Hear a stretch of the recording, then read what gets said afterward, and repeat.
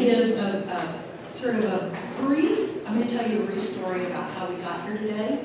It starts in Kentucky, and it goes through Ireland and ends here in Greensboro.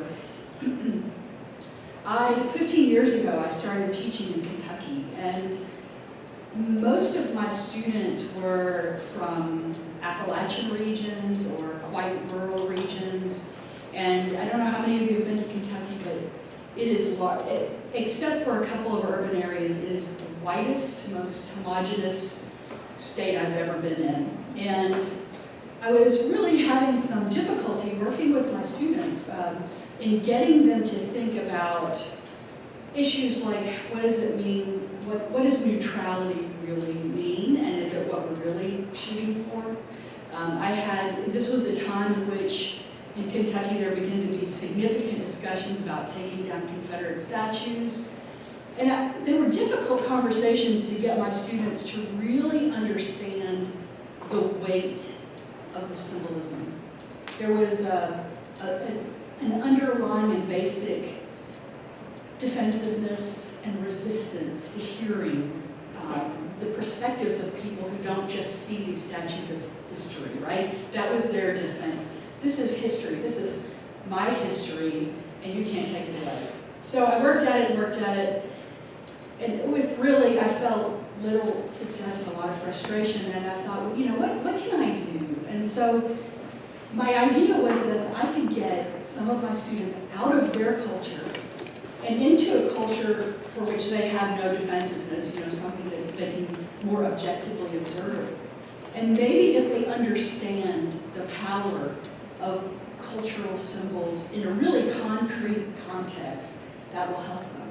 So my first thought was Northern Ireland, where flags mean, this is not a very good, this is actually a photograph of a photograph at a museum in Belfast. But I don't know how much you know about the history of Belfast, but flags mean a lot. And they really are a touch point for a lot of hard feelings and conflict, and it's so visceral when you were there. There's a parade season in July where all the Union Jacks come out, and to a whole segment of population, it really is, it's just harmful and hurtful in the same way that the Confederate flag is. So this course, we spent a month in Belfast the first year I taught it, and it was everything I had hoped it would be. And at the end of this course, I took a holiday, and I went to Galway, and I was told by the innkeeper there, I only had a couple days, and the innkeeper told me that the one thing that I should do if I had a couple days was go to the Aran Islands. The Aran Islands are, first of all, there are just, what, it's a couple thousand people? Probably less by now.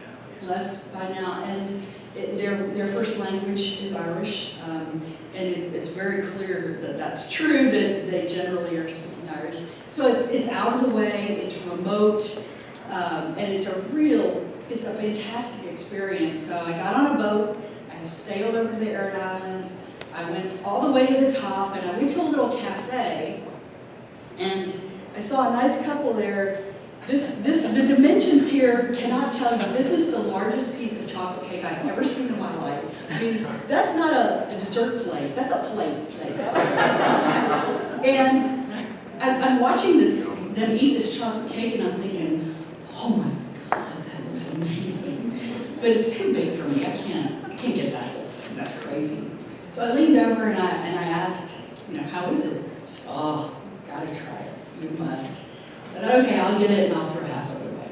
So I went and I got it and I started eating it, and I struck up a conversation. And in the middle of the Aran Islands, would you know that I met a librarian, an archivist? He asked me what we were doing here, and I told him, he said, oh, well, you have to come see me next time. And it's Barry and his lovely wife, and so we built in Galway into the course. So one chance meeting on a rocky island in the middle of the Atlantic Ocean changed the course of my course. Really, just neat.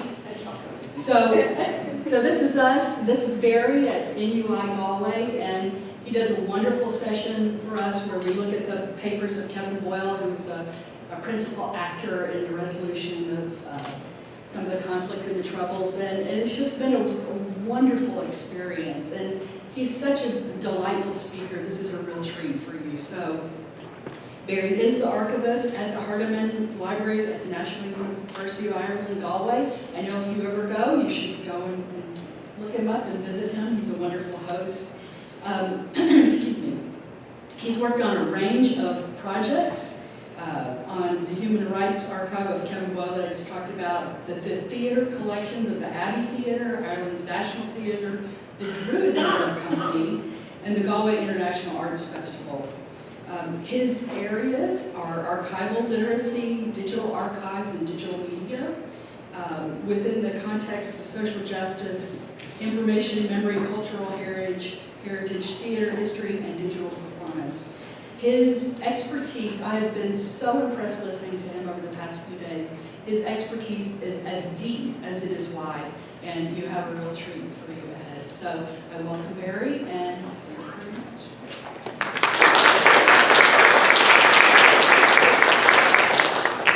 That's great. Thank you so much, Lisa, for a really kind and generous introduction. I can only hope to do it even a sliver of justice after that wonderful few words. And I can reiterate that when we did meet on the Aran Islands, and as people I'm sure know, Ireland itself is a small rocky island in the middle of the Atlantic. The Aran Islands are an even much smaller rocky bunch of islands in the middle of the Atlantic. And to bump into Lisa on that occasion, I can vouch that the cake was wonderful. The conversation was even much more so. And to be able to build that relationship with Lisa and her students over the last number of years has been wonderful, and it's been our pleasure. I have to tell you, actually, I didn't finish my story. I actually ate the whole cake. I'm sorry to tell you. There's no shame in that. We can say it. And I've since taken the liberty to block book that cafe on the Aran Islands, and I look forward to seeing you all there in due course, hopefully. So to begin our conversation today, it really is about this process that we do as an archive team in Galway. I'm lucky to be part of a wonderful institution in the heart of the library, part of a great team. A small team of archivists, there's two archivists, myself and my colleague Cora, our digital archivist colleague Ashley Keane, and a wider team of digital projects within the heart of the library. But we have obviously collection policies, and what we collect reflects what we want to do as an institution. And who we are as an institution in Galway is no more than any academic library in any institution. You play to your strengths, and you play to your diversity, you play to your distinctiveness, maybe in the virtue of your region, your identity, and we certainly try to do that in Galway. We do that by virtue of our position in the west of Ireland, the heartland of Gaelic culture, Irish language, Irish music and landscape, the UNESCO heritage regions of the Burren, of extremely unique stone and limestone, permeates all of County Clare. That's just in our hinterland. But we also look at our theatre, our literature, but also our politics and society. And that's something we've been very lucky to build in recent years in Galway. And there's a lot of reasons for that. Perhaps we are an established archive service and an established library that obviously helps a lot. We also have great colleagues in our faculty colleagues in sociology and politics, just in the region of, or in the context of Northern Ireland. In particular, one of our colleagues, Professor Niall O'Doherty, has built up great, and again it's through empathy, it's through trust and through building relationships with key figures who will be involved in conflict in various capacities, as peacemakers or as protagonists over the years. And by building those relationships, we build archival relationships with those protagonists as well. We've been able to build a really wonderful collection that reflects the darkest times, the hardest times, but also those moments of hope and those people who have mediated conflict, or at least sought to make peace happen when perhaps no one has had the energy or the ambition to make that peace a reality. But when we underpin this approach of archival literacy, something my own time, I spend a lot of my time doing that. I think strictly we're supposed to be 60-40%, 60 on outreach and teaching and academic research, the rest on collections development and so on. It's hard to keep that balance. Things going up and up and up on the academic research and the teaching capacity of archival literacy. What we try to do is we try to underpin this approach to our understanding of information in a social context and in a political context without grounding in empathy. If we can do that, we achieve, I think, quite a lot. It's not always easy to do that, of course. But in terms of today's overview, I'll try and give a background to maybe some of the ideas we have, how we try to ground our collections work, at least with the basis of empathy. And a few case studies, one on Northern Ireland, one on an outreach project we do for local secondary schools, so local high schools, their history cohort in particular, who have a compulsory archive component to their research. And particularly we look at disadvantaged backgrounds, migrant communities, and traveller communities in Ireland. Also then we'll look at viral and unstable media, that is, social media, and how that, I think, desensitizes us to have an empathetic approach to the information that we all as information professionals struggle with. It's actually how do you control that unregulated space? Looking at, in particular, the case of the marriage equality referendum that passed in Ireland in 2015, and then also a final case study of the Tuam Mother and Baby Home in County Galway. So Tuam is a town maybe 20 miles from Galway City and from the university, and it had a wider network of these institutes around the country. Mother and baby homes which operated predominantly through the earlier part of the 20th century, which took in and forcibly detained women, single women who fell pregnant, and had their children forcibly adopted from them within those homes. Really tragic cases. We're working with the survivors of those networks to create a new archive based on their experiences. So again, just to begin really, empathy broadly speaking, of course, is the ability to understand and to share feelings, and it is, in its own form, it is a relational network. We work within information networks that are relational to each other, the infosphere, the information sphere that's broadening all the time into various facets, to include new and diverse facets. So that information network, that infosphere, underpinned by empathy, can create a space for discussion, for information to be shared, received, distributed, documented, and questioned. And I think that's the crucial point in that sequence, always to question the information we have. And this process for us extends the reach of information for our students and through the network of sources. And where do you get it from? How do you navigate the source? How do you navigate the information? And how do you get that from? Is it from families, from colleagues, through online resources, it's through blogs, podcasts, social media? And that again, that sequence can run on infinitely as to where you get the information. But broadly speaking, we have three, it's probably much broader if we go deep into the psychology of this, but broadly speaking, three categories of empathy: cognitive, social empathy, and concerned empathy. And social studies scholars in the field like Elizabeth Siegel will define social empathy as the ability to more deeply understand people by perceiving or experiencing their life situations, and as a result gaining insight into the structural inequalities and disparities. And if we take that definition and map it back onto the archive, that's what an archive is, that's what a library and a repository does. It is about gaining insights into structural inequalities and disparities. Those primitive moments that from the past we should have no right to access. There really shouldn't be. An archive like Brendan Duddy, which I'll share with you shortly, was a mediator in the conflict, who kept records, thankfully by his own vision for the future, by his own vision for what peace could come from his own records, and thankfully for the likes of him, we have an insight into that. Again, the nature and role of empathy in social interaction for information professionals, work in a wide variety of knowledge environments. And again, I think that needs deeper attention. And again, scholars such as Maggie Gale further this point in her acknowledgement that, and I quote, that the archive as concept, as resource, as location, as a site of power relations, as a signifier of the historical and cultural division and ownership of information and knowledge, has centred in recent years on for whom it is created, and it is used as a vital cultural tool as a means of accessing versions of the past. And it's those versions of the past that are continually being reconceptualized.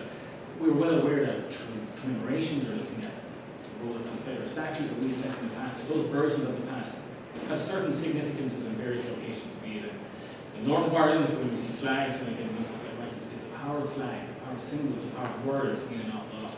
So how we as archivists or librarians and information professionals locate our vocabularies and our words and our language means an awful lot.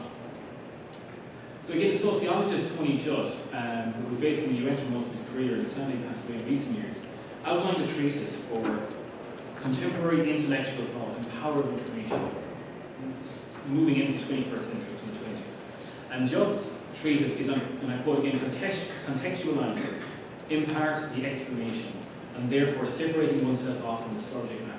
That's what distinguishes history from alternative, equally legitimate ways of exploring human behavior.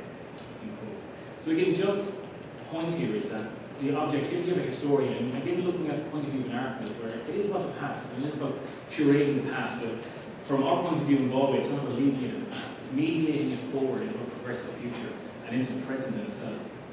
And building on Judd's point there, that the emotional distancing required by historians is one part of that conversation and work interrogating the past, but how we curated and captured the new present by librarians and archivists really should include a deeper empathetic response. Again, in recent times, I don't think it needs too much reinforcement of what's happening in the UK at the moment, the Brexit happening, but going back before the referendum passed. This is a quote from Michael Gove, who was since is a cabinet member in the UK. And this was one of the catch-calls of the referendum campaign in the UK, that we've had enough of experts. I think that's a frightening concept, to be honest. And perhaps it's no accident that it's a central facet to the argument around Brexit, but it leads to this currency of disinformation, untruths, that if the expert of rigor to access the past and question the records and question the documents isn't done today, we run the risk of being, I think, in worrying territory. So again, to look at perhaps a brief history of moving that idea of empathy and social media and media in more contemporary times, the French philosopher Jean Baudrillard has really led this from as early as 1960s. He was writing these wonderful essays called, and one of them which I'll talk about is called The System of Objects. And again, that sums up exactly what we do. It's a system of objects and classifications and organisation of information. And Baudrillard's main contention is that the organisation and classification of how we as citizens encounter, consume, and measure information has become increasingly baseless. And this is as early as 68. Again, he was predicting the devaluation of accurate information, of independent critical thought, and of rational debate, of informed expert opinion in more than half a century. And he assesses what was to come, even in his own lifetime, the commercialised and mediatised vocabulary of our information spheres. And scholar Mark Poster, who edited the works of the Essence of Baudrillard, writes that Baudrillard explores the possibility that consumption has become the chief base of the social order and of its classifications. So that classification of information is now mediatised, it's commercialised. It has lost its empathy, it has lost its ability to connect people today, and is essentially, by the media it's reported in, becoming desensitised and dehumanised. Again, later on, writing in 1985, Baudrillard will again write about it in his essay, The Masses, the implosion of the social in the media. And we predict by some decades the technological systems which destabilised and deconstructed the site of media and communications, and social media. And again, he spoke about in that essay, two systems which would underpin the function of information in the era defined by social and mass media. Those two facets are technological and ideological. And when those two facets come together, perhaps in tension, each of them lose their resonance individually. Technology that supports the enhancement and sharing of information is overtaken by the ideological, and again loses objectivity. Not about creating or maintaining neutrality, because that perhaps is not where we should be going either, but at least to have maintaining a healthy balance between those two facets of the technological and the ideological. And again, this is pertinent to what we do as archivists, as digital archivists. The request on us, from our students, from our users, our academics, is digitise everything, as if there isn't a huge labour-intensive process behind that, and a very costly process behind that anyway. But that is what our users want, it's what they expect. But again, the vision of the archive and its materials as a source of incorruptible evidence that what is in an archive is just fact, it shouldn't be questioned. We see this all the time, and again, it's perhaps a lack of information literacy from our users, that when they approach an archive or what they see in an archive, they take it as truth, and they don't question it enough. Simply by being in an archive simply implies a trust, but it doesn't really, I think, give that empathetic approach that we need. So perhaps one final point on this comes from the commentator and critic Susan Sontag, who argues in her work about how we view images and how we view the sources of information that we all document within our societies. And she argues that images drain of its force by the way it's used, where and how it's seen. And because where it's seen is generally in the archive, when we move on to the web space and the digital archive, it loses its resonance or its attachment to the institution. And we particularly saw this in terms of the Northern Ireland collections when a number of years ago we made material from the Brendan Duddy archive available online for the first time. And when Brendan's role was becoming public knowledge for the first time, he was a protected name for over 30 years as a mediator of conflict.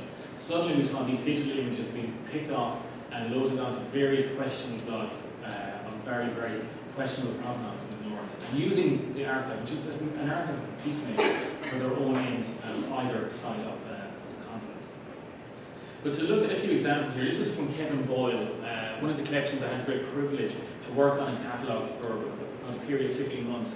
And Kevin was a founding professor of law in Galway in the late 1970s. But before that, he was a frontline campaigner, an activist in the civil rights movement from 1960-ish roughly. So he was a student in Belfast and Queens in the mid-1960s. And he's politically active, socially active. He was studying criminology, he was studying sociology. And by any stretch of the imagination, it was pretty much impossible for any student or activist in that era to be outside or be apolitical of what's happening in the hinterland at the time. So Kevin's archive is a great insight into what's happening. And this is just a quote from him. He went on to have a major career as a human rights academic. Just to read that quote, despite the often scattershot coverage by global media of human rights issues, the wretched conditions and suffering of millions are for the most part ignored. And I think it's really pertinent again, it moves towards that social media stream with the constant newsfeed. And so distancing, even though we're overwhelmed, we're consumed by the information we consume nowadays, the distancing by the interface of media actually acts to push us further away from the meaning of it, from the human experience of where the collections come from. So when we did a project around digitising much of Kevin's papers, this was the title of identity around it, of a human rights archive in Galway. And just a few examples from that. The picture you see on the left is of Kevin. He's a figure holding a microphone, and it's one of those iconic images from the North, from a peaceful protest of a civil rights leader. And it just sums up and symbolises that power of communication. Simply a figure with a megaphone, power that what that figure can do, or simply by oration, and the power of words. And again, quite symbolic of the heavily coated figures of the police force behind him, surveilling the civil rights message. But the records that we have in that, the ephemera, the posters, the flyers, again, they were never intended to be recorded. They're not produced for that purpose. In the 1960s, these are the tweets. These are the short, viral forms of communications. Posters you can run around the city and tack up around the place. These are the flyers they distributed. Cheap to produce, quick to print, and they were wide distribution network. If you were a revolutionary person in the 1960s, the social media you had was paper. And again, there's little hints of this in the documents. There's an envelope with a handwritten letter to Kevin from Bernadette Devlin, who again is a major figure in the Human Rights Network in the North. And she writes to Dear Kevin, addresses it in the envelope at revolutionary headquarters. So that wasn't delivered through the postal system. It was quite ambitious, I think, to put revolutionary HQ on their stationery. But what's curious is the language they use, the fonts, the power of communication, and how empathy is a part of this. And it's not about bringing out an emotive response or an overtly emotive response. It's about bringing it into the human experience. This poster is from the NICRA, Northern Ireland Civil Rights Association. It doesn't say that anywhere on the poster, and that's not what they were about. The group, and Kevin was part of this, he was the public relations officer for the NICRA, and a very skilled mediator, a very skilled communicator. And it just hits you, the messages that they wanted to work against in society, the disparities, the inequalities, unemployment, poverty, misery, degradation, immigration, and Derry, giving its location in the city of Derry. And the idea is to invoke an emotive response, not to capture or push their ideological association on anyone passing by. And it's much more subliminal than that. But where we are today is much more worrying in that our kindly colleagues of ours elsewhere in the University of Ulster, in the north of Ireland, have been for many years maintaining a CAIN digital archive, conflict archive online in Northern Ireland, which is CAIN. And it's a wonderful resource, absolutely vital resource for the study of the past of the North. And especially in these times when Anglo-Irish relations are ever more to the fore in our news feeds. The quite worrying news came through recently that CAIN has had funding pulled. Now it's a small unit even within the university. And the online archive itself has been preserved. It's within the UK Web Archive. So the interface and the navigation is preserved. And that's fine, we don't lose CAIN, but CAIN stops. And that's more worrying, that the information is not going to be added to, especially in these times when it's ever more important to look at moving forward into the peace process. And I'm not going to exaggerate and say things are a bit tense in the north, it's not, but there's still an underlying feeling there that the past is not fully dealt with. So that's a worrying thing that's happening at the moment. But where Kevin comes in, it's an international archive. It's not just about the North. That group, they were all in their early 20s when this was happening in the 60s. They were hugely influenced by the civil rights movement here in the US when that was happening. And they spent time there, they traveled there. And in the early 70s, Kevin traveled on a lecture tour to various places. He lectured in Berkeley, California. He also went to Detroit. He lectured at Wayne State University in Detroit. And again, these are just some flyers and ephemera from the archive. This is a civil rights march somewhere in the North.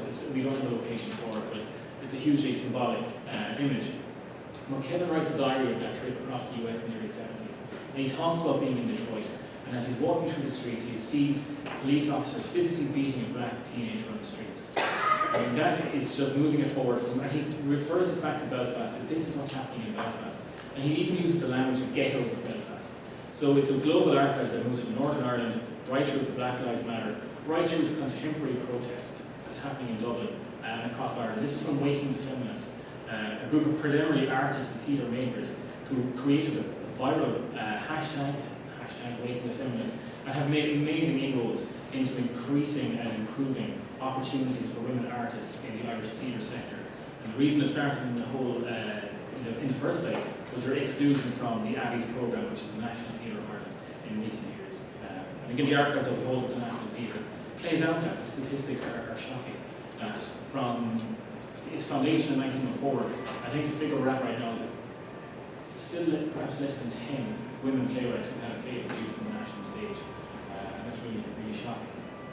Okay, so to move on from that case study to something we do with younger students, and that's our secondary school students who are part of a history program in the locality in Galway. And what we did, so I partnered with our School of Education and wonderful colleague, Dr. Paul Flynn, who's the most amazing teacher and as a former secondary school teacher himself, brought so much to this project. And it was entitled Breaking the Seal, the School's Engagement with Archives Through Learning. So it happened we had some ad hoc groups come into the archives just to orientate them to using primary sources. And it was in and out, we had no real connection, it was just rushed them through. And we never really heard from them again, so I was curious as to I think it's actually registered with us, what we were doing. And there's a lot of time for us, it was labour intensive, we wanted to make the most of our time as much as theirs. So we set up a structured project that was about setting them designated coursework over a whole semester, and we link in with them on various times during the year. But it wasn't just about local schools, we specifically targeted this year, thankfully a great increase in funding, we were able to hire a full-time colleague to manage the project for us and deliver the logistics for it, to look at specifically migrant children, teenagers in secondary school, and those with DESH background, the DESH school system, the disadvantaged, poor children from families who've never attended third level, or perhaps are struggling in their own class, or their own access to third level libraries, or to access to libraries at all. So a quick overview of that project really was using, sorry, that's just really what I was saying there. So to move forward, the partners we have, the School of Education, the Access Office, which has the responsibility for diversifying our student population, those from poorer backgrounds and from migrant backgrounds. And again, our colleagues, including Paul Flynn, Joseph Niaranda, Imelda Byrne, Mel McSweeney, and of course our regional network of schools. But again, it was part of being hands-on, tangible approach to history, to make a student connect to the information, and have them feel the history that's in their hands. And the first thing I always ask any group of school kids when they come in is, who has been to an archive? Not one hand will go. This is consistent. And I don't expect it either, to be fair. But I ask the same group, who has been to the museum? And every hand shoots up. And that's great, that's reassuring at least. But the idea that somehow archives are not accessible to them, or are for the elite at third level, or perceived barrier, which is third level institutes, which are institutions, they don't cross. Their families haven't crossed the boundaries into third level. So it's something we've been trying to do for a long time. And it gets the hands-on experience of learning to be very, very useful. So what it consisted of was all these facets of one full-day workshop at the library. The school group undertakes various tours, they had an introduction, and then we had 4 bespoke workshops. And again, this was one of our groups who came in this year. And again, meeting with students in our strong rooms and taking them behind the scenes breaks down those barriers, and even opening the door to the strong room. You see their students' eyes opening as well, and see they're getting a special treatment, which I thought was great. The workshops consist of 4 pillars: using and finding primary sources, information literacy and evaluation, interpreting primary sources, and academic writing. So it's that whole process of how do you begin a research assignment based on primary information. And again, it's wonderful to see the project in action, to see the group work, the collegiality among the students, and just their fascination with history. Even to the point of getting the more humorous anecdotes of when one student was holding a piece of goat skin, a vellum document from the 17th century. And when I happened to say that's goat skin, she dropped it in the panic. I'm vegetarian. And I have to break it to her. The goat probably didn't die of natural causes, but look, it's the 17th century. This is the media of the time. She laughed, she's clever about it. She said she probably won't forget that. If anything, it registers. That's empathy, that's what understanding. And again, our students were absolutely wonderful. That's Paul, my colleague, leading one of the workshops. Further on phase 2 is that we go back out to the schools. So it's not about them coming into us. We want to see them in their environment as well. And that breaks down those institutional barriers as well. I think they're all wonderful students. It's a project I really enjoy being part of. I think we bring them back in, we bring their families in for a graduation ceremony at the end of the term. And again, the families probably have come across the family at college, as I've said. And for them, it's a very special moment. For the parents as much as for the students. Okay. Before I go on to tune, actually, I will go on to, I'm going to show you a quick video at the moment, so I'll jump out and change the view in just a moment. But one other case that we want to bring out is about the marriage equality referendum in Ireland in 2015. So on Friday, May 22nd, in 2015, Ireland voted in a referendum, and that was to change the constitution to extend civil marital rights into full marriage equality for same-sex couples in Ireland. And it passed in pretty much a landslide by the standards of the referendum today, where over 62% of voters passed that referendum in Ireland, making Ireland proudly and thankfully the first country in the world to pass same-sex marriage law by popular vote. But again, it's how we look back at that, even in the very recent memory, how do we remember that? How do we try and capture that? Which was a very much social media-led campaigns, as all political referenda are today. And what started that, perhaps even before 2015, was a speech on the stage of the National Theatre at the Abbey by, of all things, a drag queen called Panty Bliss. And Rory O'Neill was, and is, her alter ego. Panty's most wonderful character, and she's known as affectionately the Queen of Ireland. And given Ireland's relationships to royalty historically, the fact that we now have a Queen in Ireland speaks a lot. How progressive we have come in the last number of years. But I'm going to show you a quick clip. It's like 2 or 3 minutes, but I think it's worth doing. So just excuse me for a second.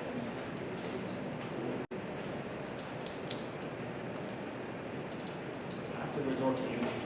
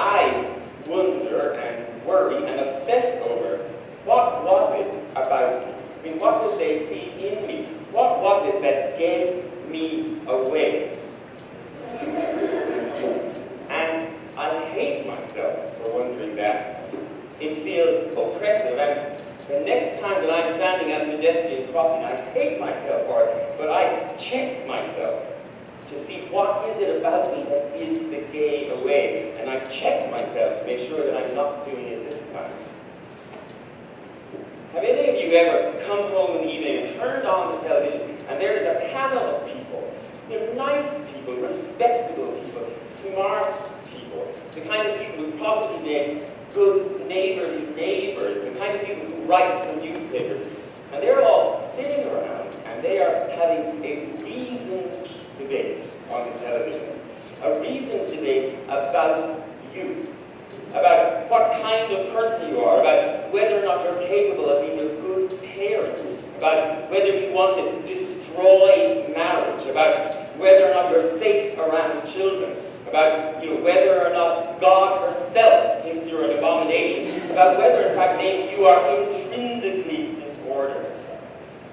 And even a nice TV presenter lady, if you feel it's like almost a friend because you see her being nice on TV all the time, even she thinks it's perfectly okay that they're all having this reasoned debate about you and about who you are and about what rights you deserve or don't deserve. And that feels oppressive.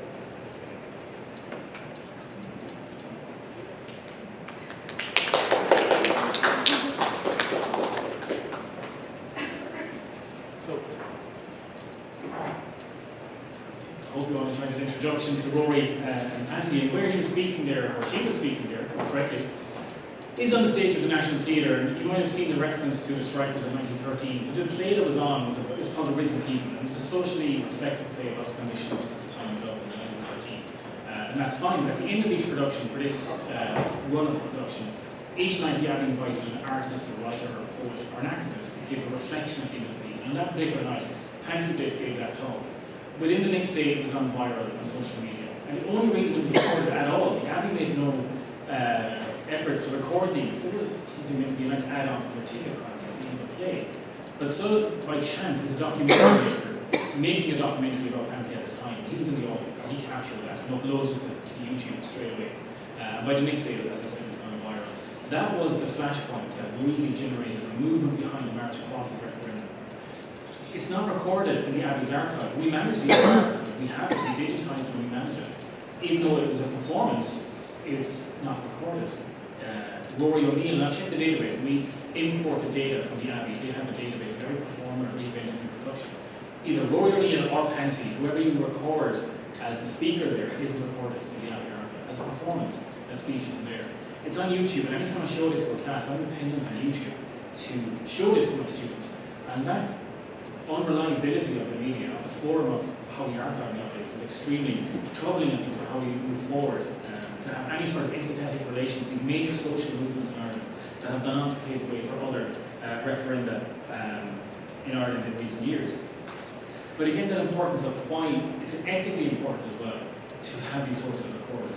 Again, the social scientist Lena Graham writes on the performance ethics and spectatorship in a global age that performance engages spectators emotionally, viscerally, and intellectually. It has the potential to generate a set of conditions from within which linguistic or representational ideas can be disturbed or interrupted in ways that allow for spectators, or us as audience members, to reflect and ask questions. So we get to be audience members, we get to be spectators on that, but for how long we get to be spectators is perhaps the question, and that is completely out of our control if we don't intervene and if we don't document these types of events. So let's move forward to the final case study I mentioned is about Tuam, Mother and Baby Home. And Tuam is a small town in County Galway, as I mentioned, about 20 miles from the city. And it had this shadow hanging over it for a number of years. This institution, the Mother and Baby Home, which has since been demolished, it closed in the mid-1960s, and it's now been demolished. But an independent historian called Catherine Corliss, simply through being an amateur historian and wanting to research the history of her locality, and she just had a hunch there was something not quite right about this history of Tuam, which had been closed really and uninterrogated, with the exception of actually my wonderful colleagues in history, the Faculty of History in Galway, particularly Sarah Ann Buckley, who's a children's historian and a social historian of motherhood in Ireland. So Catherine Corliss dug into the archives, dug into the records, and found various architectural plans of this long demolished home, and to call it a home doesn't fit right either. So again, words matter and our vocabularies matter. It's an institution, a restrictive one at that. But Catherine saw an anomaly on the maps, that a portion of the land was present on one map but not present on another, within the site boundaries of the home. And that was, and it turned out to be a septic tank for the home. We can just use that word, home. But it was also, as it turns out, a graveyard, and the bodies of 796 infants, babies and children have been put into that unmarked grave, which is the septic tank, on the grounds of that home in Galway. So Catherine led a one-woman campaign as an activist and as a historian for the government in Ireland to take action on this and to fully investigate. So that's why she found on the birth record that those children who were born to single mothers in the home, and she couldn't find any death records for 796 of the children. The fact that 796 children died anyway in an institution like that should have been cause for an instant national investigation. It didn't happen instantly, but thankfully it did thanks to Catherine. So then that investigation is underway right now, and it happened. The New York Times did a big exposé on it. There's a wonderful article online, you can read that. But it needed that international exposure and pressure to put on the investigation happening in Ireland. More so than that, the investigation has been delayed by yet another year. And we had a seminar to launch a more history project around June back in February. And we coincided deliberately with the release of what was meant to be the interim report of that commission on investigation. And just a week before the seminar, that commission team revealed that the investigation was going to be delayed by yet another year. And that's so traumatic for the survivors who were born, and we're dealing with people in their 70s or 80s who were born in that home and who have lost all connection to their mothers who gave birth to them in those homes and were adopted out. Not to mention the fathers who were always excluded. Again, the history of institutionalisation in Ireland has been a history of institutions of women and of children. Rarely of the men have they had their story recorded because they're excluded from that sort of treatment. So we devised working with the Department of History to interview the survivors. There's a local network, the Tune Home Survivors Network. So currently there's about, I think, about 30 people in that network. And they've come forward, and the first thing we did was part of our workshop launch in Galway a few weeks ago was to hold, first of all, a private workshop for them to begin the process of opening up and to begin to have an empathetic response to their own history, which has been their most troubling facet all their lives. And they've been denied the right to acquire their own identity. There's no access to their birth records, no access to anything the state has recorded about them. And for so many of them, they don't have access to any idea who their parents or their birth mother was. So they're essentially, they're not just orphans, they're identity-less. For the archives who work against that system, has been something we're very proud of, but it's also an extremely challenging project for us as well. Crucially, it has to be survivor-led. This isn't us just bringing them in, getting them to tell extremely personal, traumatic, harrowing stories for the sake of creating an archive. That would be unethical on our part. It's to allow them a chance to speak if they wish. And we said that from the outset. This is your story, this is your history. We would give it back to whoever wants to hear it. Thankfully, the survivors themselves couldn't be more open about this. They have since, in a sense, they're affected by the commission because they have no faith in it, and they see archives traditionally as a barrier to their own identity. For them to come forward and put the trust in their trust in this project has been very rewarding for us, and it's something we don't take very lightly at all. It's a work in progress where we're beginning the process of doing the interviews over the summer, and again we're going through all the jigs and reels of the full ethical clearance, the funding and all that. That's coming into place, and that's going to take off pretty soon. It's a new departure for us, but why that's important is that as archivists and as information professionals, we are the standard bearers in society for the acquiring of information for the premise of social justice. It's up to the librarians, the archivists, the digital curators to record those information and create them and document them in the first place. The problem for so many of these institutions is that a previous report by the government in 2010 was called the Ryan Report by Judge Ryan, and that was into other institutions, predominantly schools of poor boys from working class backgrounds who were imprisoned in these schools, industrial schools, all over Ireland for the best part of the 20th century. The Ryan Report issued a 2,500-page report. The fact that these children went on to grow up mostly in disadvantaged backgrounds with no access to education, the very report that was supposed to offer them a healing or empathetic response was inaccessible to them. It couldn't be navigated. They couldn't find where it mattered for them. So we've learned from that. We've seen the government's response to these massive reports, and they matter. But to do things differently and to have the library and the information sphere really embedded and supported through an empathetic response is where we're hoping to take the Tune project. We're at the outset of that. But it's where we're going. I think if we continue what we're doing, we'll be, doing some good. But thank you so much for listening to me, and any questions or whatever the next schedule is after, I'll be glad to have. So thank you very much.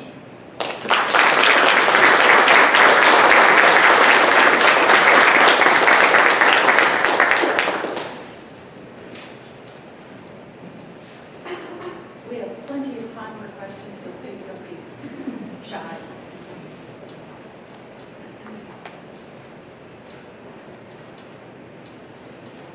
So, just about the last piece that we were doing, so there was this commission for this 2,000-page report. So the 2,000-page report was based on documentation of some kind. And so where are those documents that inform the report? Yeah, that's a brilliant question. They're locked down by government. So the record of the investigation themselves are closed. So there's a whole sequence or a whole series of these institutions. Mother and baby homes, which were predominantly for Catholic women. You have Bethany homes, which were predominantly for Protestant women. These institutional schools for young boys, and also Magdalene laundries. And Magdalene laundries were in institutions, penury-led institutions. It's borderline slave labour, which it was for these women. And there was, again, a national investigation into the Magdalene homes, the Magdalene laundries, which was chaired by Martin McAleese, who was the husband of the former president of Ireland, Mary McAleese. Those records are locked down within the Department of Taoiseach, within the Department of the Irish Prime Minister, for 70 years. It's a completely ad hoc figure, with absolutely no basis within any legislature whatsoever. They've decided to close the records of the investigation. So we don't even know what they investigated to begin with. We don't know what records they accessed. There's no public access to these records of the orders, the clerical orders, the nuns who ran these homes. There's no public access to their records. So McAleese did get access, but no one knows what he did have access to. And all the records went back to the clerical orders.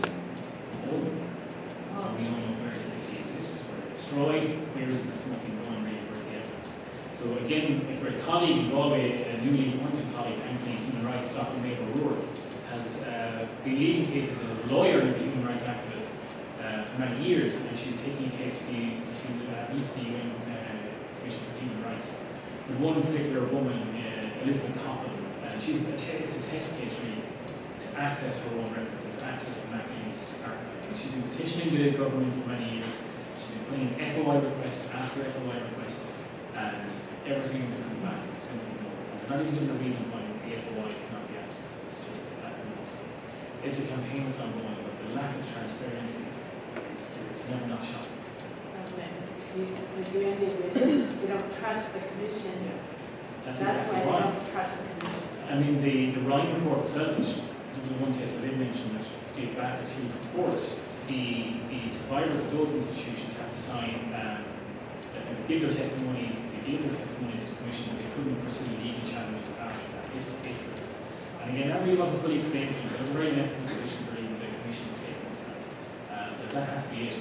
They expected redress, efficient redress. It didn't meet their expectations whatsoever. So the institution or the records of archives is another institutional barrier.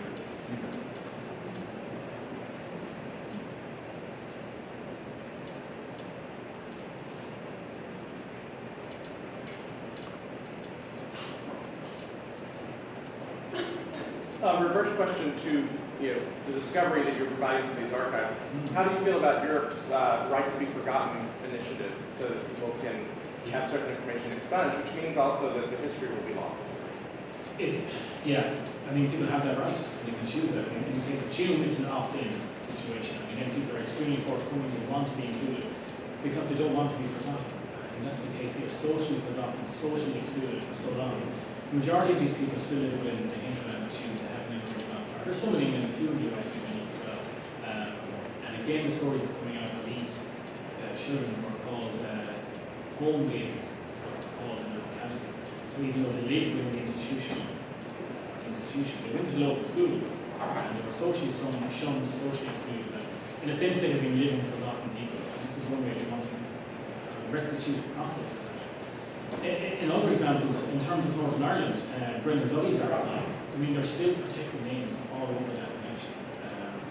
I think it's probably widely known the Boston College Oral History Project. Maybe people know of that, if people don't. In Boston College, the Burns Library partnered with an Irish journalist, a Maloney, and a former Republican activist, Anthony McIntyre. And they created an oral history of Republican paramilitaries, but also loyalist paramilitaries who were active throughout the conflict. They created this oral history archive in Boston College under the proviso of anyone who gave an interview to that commission, to that project, would never have their name publicly revealed in their lifetime. So, perhaps unpredicted, so within the first 3 years of the project being finished, 3 major figures died and passed away. So for a project that didn't want to publicize what they did, they published in a major book the transcripts of those interviews with 3 people, 2 in particular, David Irvine, who was a loyalist, Brendan Hughes, who was a major IRA officer. But they presented the redacted transcripts, so the names that were protected in those transcripts were published and were just blanked out in the text. It was an immediate red flag to British authorities that, hang on, this is archives as evidence, but archives as evidence with a capital E. And sure enough, subpoenas were issued from British police who were still investigating those cases. And these are living and ongoing cases. It's a major case. Every archivist in Ireland is watching this closely for so many years.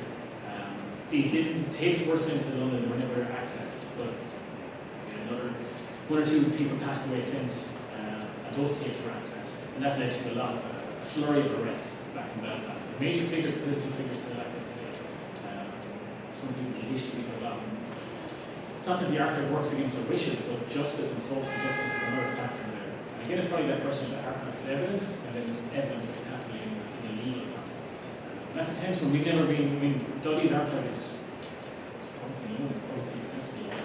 There's still so many protected names in there, no one's ever questioned why they're closed. Brendan's wishes if they knew why certain people should be protected.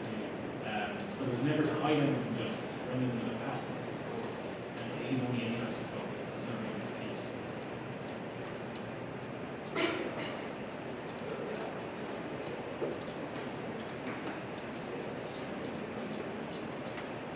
Hopefully you can hear me back. Yeah. So I know you mentioned this home was to adopt out children who were born to single mothers, but what was the deal with all of those babies in the grave? I mean, Yeah. were there just bad medical care? Was there experimentation? What was going on? Do we even know? All the above really was mixed and low medical care.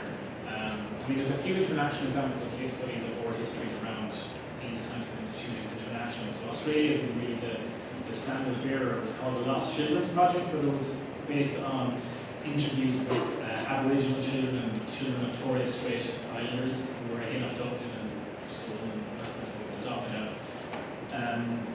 So these oral history projects have existed, and we tried to mirror some of them to some extent, and others have done better than others. So in Tune's context, predominantly single mothers, and again, to be a single mother in 1950s, 40s Ireland was the greatest stigma of all.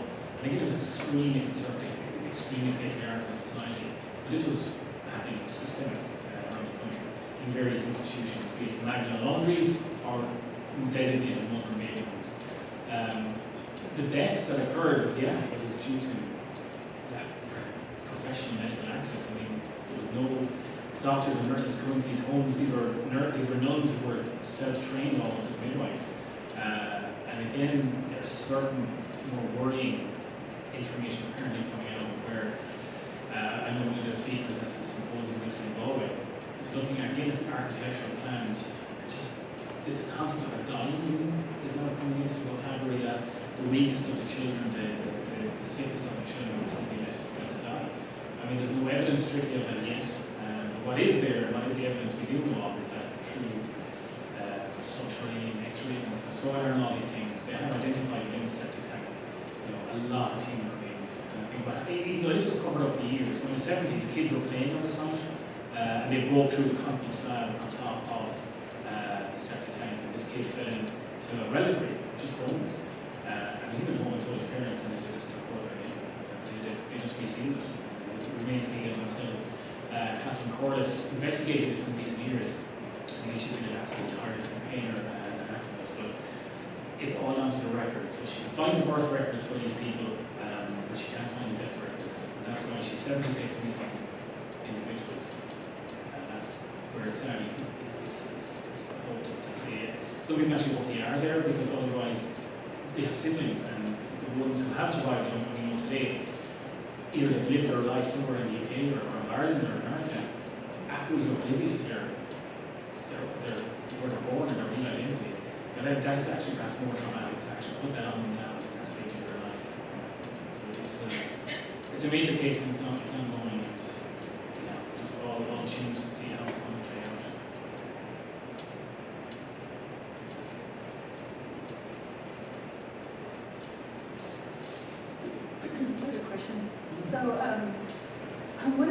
that we do when we're in Northern Ireland is we go to Omagh. And Omagh was a location where a bomb went off that was reportedly from not the IRA, but a French group. And it was after the Good Friday Peace Accord was already signed, so everyone was assuming we got to a time of peace. And I don't remember how many people were killed, but it's a small town, and everyone in this town has someone who was killed. And it's quite an experience. The local public library established very quietly and early on a small archive. And it's so interesting to talk to the woman who developed the archive, because she was telling us that in the very beginning people were not just resistant to the idea of preserving any of these things, but they were hostile. They really saw it as they just wanted to move on. Desperately, they wanted to move on. So she did a lot of the sort of the collecting and preserving, almost in secret at the beginning. It's been quite a few years now, and people are beginning to visit and appreciate it. But still, most of the visitors come from outside of Vermont. It's still, even yet to this day, how long ago would that have been? 20? That was 1998. Yeah. So 20 years now, and still the people in the town really, they don't really come yet. And so one of the things we talk a lot about is the balance between sort of memory and even truth recovery and forgiveness and moving forward, moving on. And I wonder if you maybe just have some thoughts about that. In the case of Bomar, the 1998 this bomb went off, and I think it was the real irate how they classed themselves. There were so many dissidents, splinter, fringe groups off of the official IRA, supposedly decommissioned under the conditions of the Good Friday Agreement, the peace agreement in 1998. So when Omagh happened, again I still vividly remember seeing it play out on the news on TV. It was the last shopping day before, on Saturday, before schools started back on Monday morning. So it was deliberately, that's what council was, it was deliberately designed to hit the most impact. Who's typically going to be shopping on Saturday before school starts back? It's going to be women and teenagers, mothers and their kids, before they start back to school. And instead of unborn twins were killed as part of when their mother died. And this was a horrific event. I mean, there's no organisation that says this was an event for further nationalism or racism. It's just an attack of terrorism. But again, our students, when we teach them about the civil rights movement, be it in the 60s or be it in the 90s, the peace process in the 90s, it's about moving it out of this context of history. I mean, this is still contemporary. This is still, I mean, the backstop is this, these words and vocabularies that have erupted since Brexit, and we're in a discussion of hard borders and soft borders and what that means. And it's going to centrally about the repartition of Ireland, should a hard border again come in. And that was the single biggest sticking block to Brexit negotiations, is actually Northern Ireland, and how that was going to affect peace on the island. I mean, even in terms of an American context, when I mentioned Kevin Boyd earlier, I was talking with Lisa yesterday, that when he left Galway in the mid-1980s, he was headhunted to be the first founding director of Article 19, so an international NGO which worked against censorship and freedom of expression, freedom of religious belief. And he was again headhunted from that to be Mary Robinson's advisor in the United Nations. So Mary Robinson was the first woman president of Ireland. And when she left her office in the 1990s, she took up her role as the United Nations High Commissioner for Human Rights, a major position in the world human rights sphere. And she handpicked and appointed Kevin to be her advisor and her speaker in that role, based in Geneva at UNCG. And talk about the banality of objects, you know. And I might actually just show you Brendan Dudley's diary on screen as well, which I forgot to do. Kevin has a death diary from 2001, the day he started, or the year he started in that role in the UN, and it's just a plain standard death diary for meetings and appointments.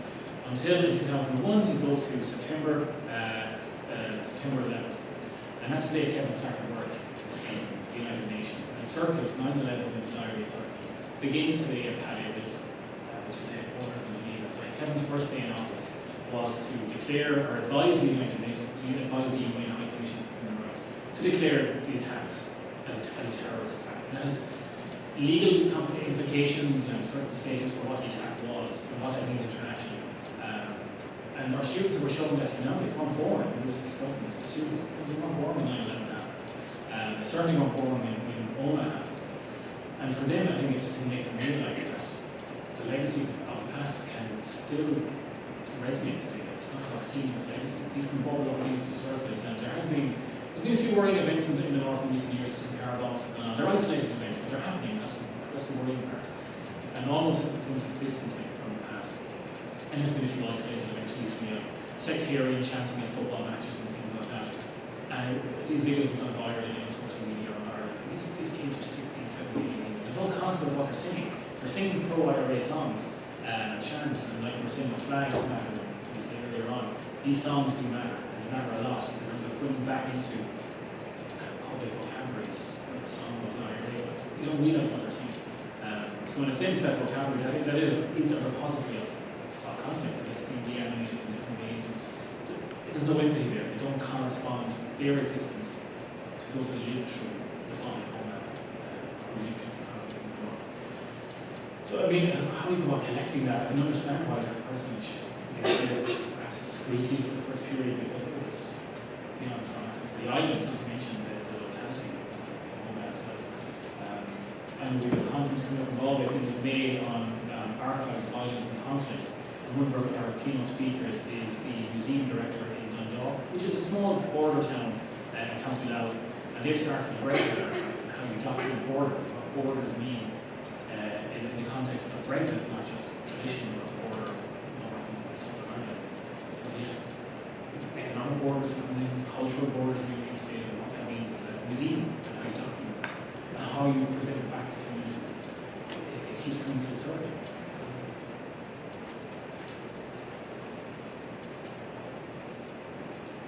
Go ahead, Judy. I want to ask you about information and empathy and reconciliation, and how that's an ongoing process and how it might likely always be. Did you know that we had a reconciliation project here in Greensboro? It was modeled on South Africa and Ireland. Okay. In the 60s, the Klan and the communists had a shootout. And you should look it up sometime. It's pretty amazing. Yeah. And so in 2004, there was a process that was undertaken. So the gathering of information, the reconsideration of information that was presented at the time, and how that changes, and how many people didn't know about that here in this room. And so how does reconciliation work if people can't remember, or they don't revisit it, or and new information comes to light? And so it's an iterative process, but it's really fluid. Yeah. So can you talk a little bit Yeah, about sure. I mean, in how terms that of, works? thanks so much for that. In the north, there wasn't a reconciliation or an official Truth and Reconciliation Commission. South Africa actually obviously had and became pretty much recognised international standards for how it's done. But as you say, that dialogue, it's for a continuous dialogue in the past.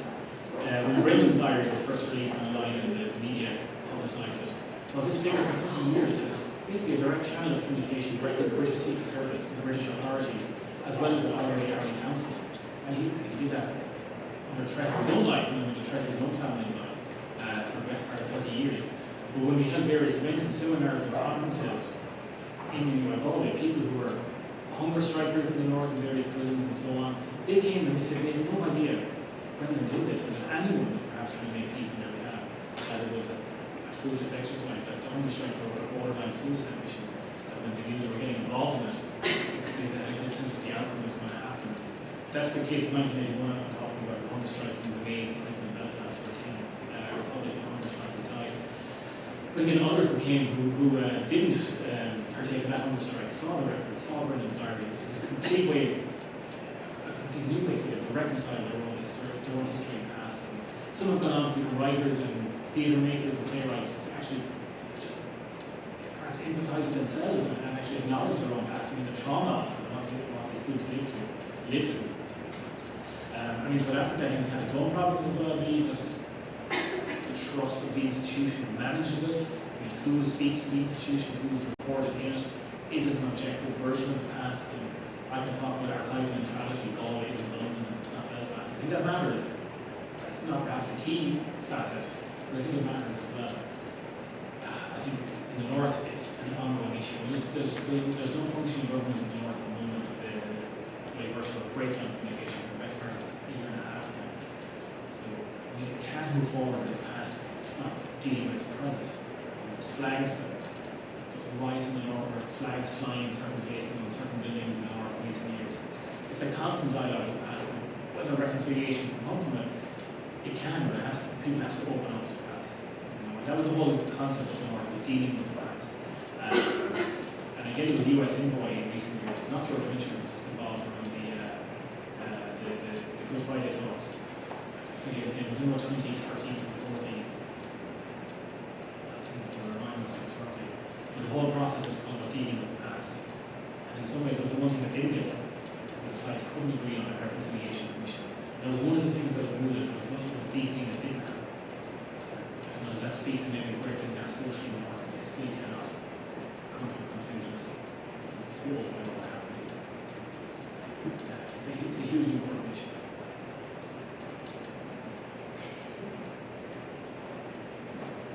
I know this is some more speaking to perhaps administrative headaches than potential for communal or identity violence. But I'm wondering if the archives have played any role in the rest of that style. Let me think about that.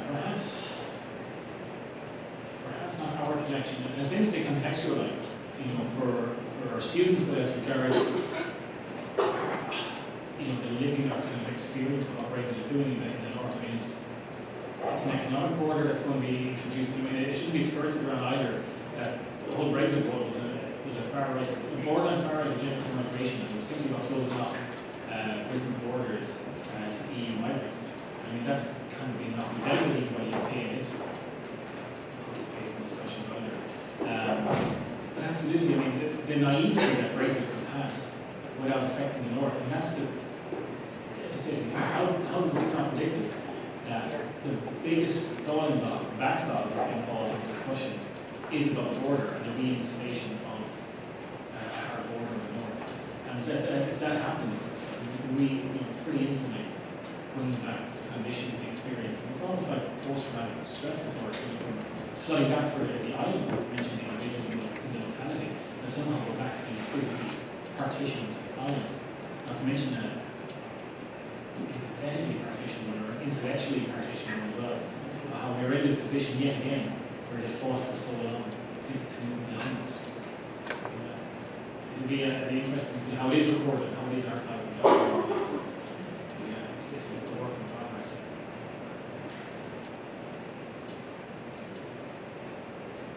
I thought I might bring this back around with just a really quick story for you. In Northern Ireland, some towns they're almost completely loyalist, or they're almost completely Republican. And those weren't towns where there were a lot of conflict. The conflict came in towns that had combined populations. Belfast and Derry were the two most prominent and largest. But the third one that a lot of people don't hear as much about is Portadown. And Portadown was also a sort of a flashpoint. And the public library in Portadown was literally right smack dab between the Loyalist neighborhood and the Republican neighborhood. It was literally on the border. And I visited last time, and to the right of the public library, on the Loyalist side, is a police station. And this isn't a police station like you and I might think about. This police station looks like it looks more like a military installation, and there are these huge signs that say, do not take photographs, do not loiter, do not approach the officers. This is not community neighborhood policing strategy. I mean, it is very intimidating. And I've had the wonderful opportunity to talk to the man who was the librarian there throughout the Troubles. And it was just fascinating because, you know, I talked earlier about the reason that I went there was to sort of help students problematize the concept of neutrality. And, oh, he's just so wonderful when he talks about this, because he says, look, there is no neutrality when you are in the middle of these two neighborhoods, and in fact, anyone from the Republican neighborhood has to come right by this police station to get to us. So you have to remember that the police are not neutral, right? They are an arm of the government, as are the libraries. They're funded by the British government. So libraries aren't necessarily neutral spaces. You could make a case for putting the Union Jack flag on all libraries because it's the way that we do the American flag. So during the Troubles, it was challenging for them. And of course, the librarians themselves come probably from one neighborhood or the other. So there's that idea of representation there. And largely, there wasn't as much representation for one side as there was for the other.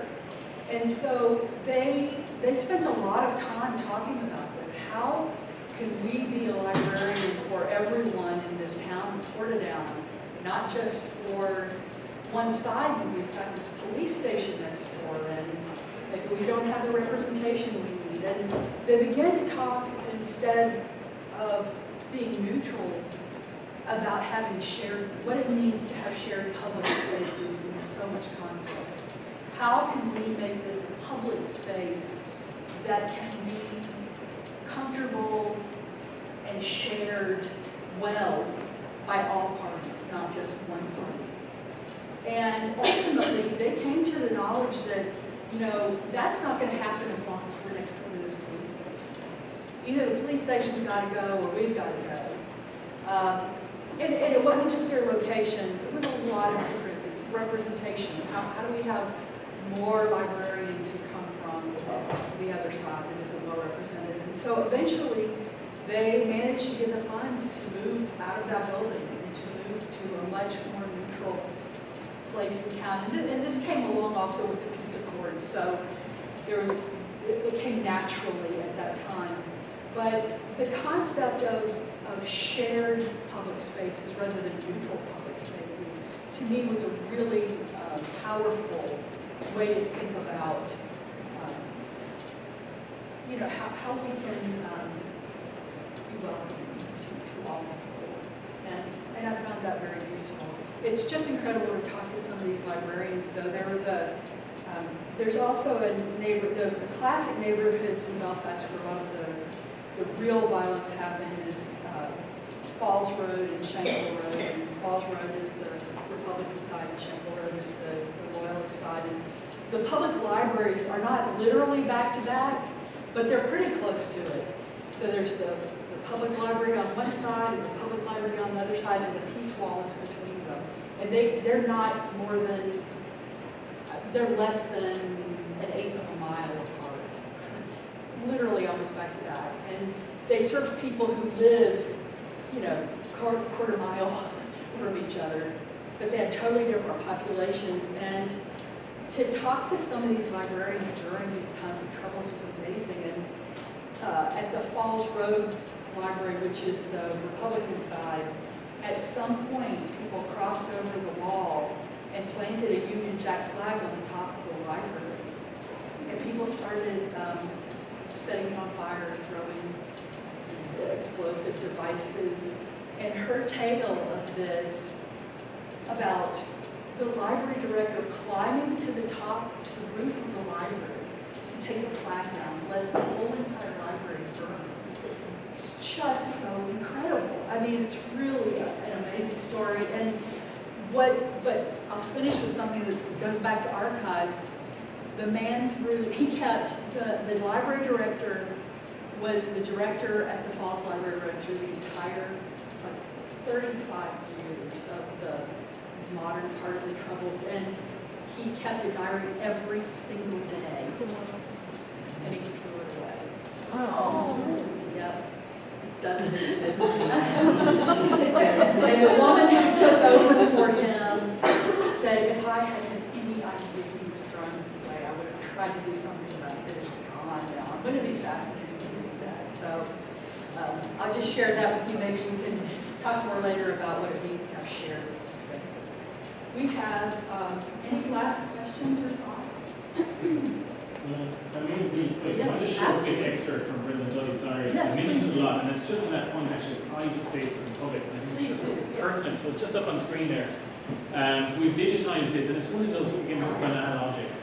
It's supermarket, red logo. It's, the start of it is, I mean, Brendan has a day job, ran a hotel and a cafe, so he was something completely apolitical.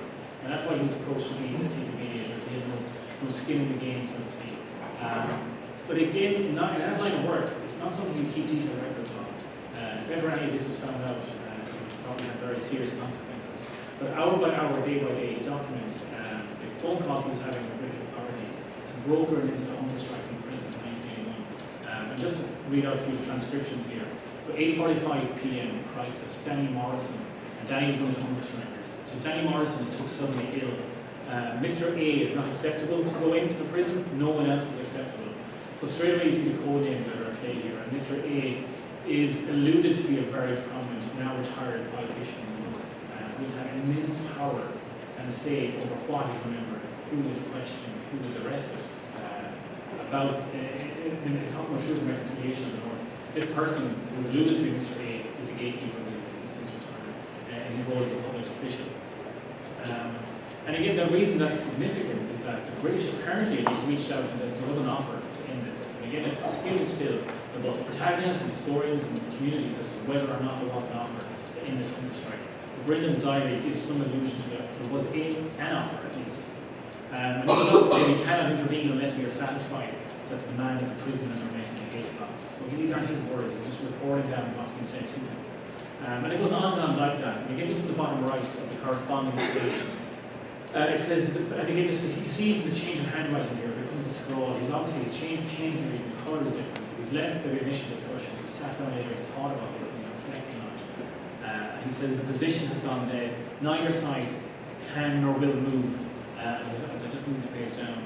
The position has gone dead. Neither side can nor will move. Everyone is tired. Time is running out.